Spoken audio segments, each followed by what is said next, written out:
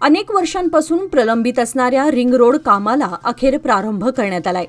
कडोली येथून रस्ता कामाला शुक्रवारपासून सुरुवात करण्यात आली आहे।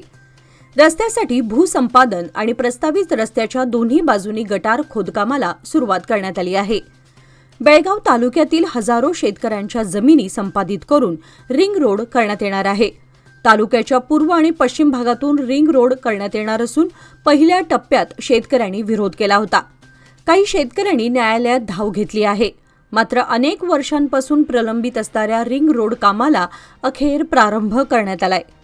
कडोली येथून रस्ता कामाला शुक्रवारपासून सुरुवात करण्यात आली आहे। रस्त्यासाठी भूसंपादन आणि प्रस्तावित रस्त्याच्या दोन्ही बाजूनी गटार खोदकामाला सुरुवात करण्यात आली आहे।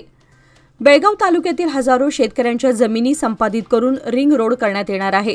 मात्र बहुतांश शेतकऱ्यांनी मागील वर्षांपासून नुकसान भरपाई स्वीकारण्याचा मार्ग निवडला, त्यामुळे रस्ता कामाचा मार्ग मोकळा झालाय।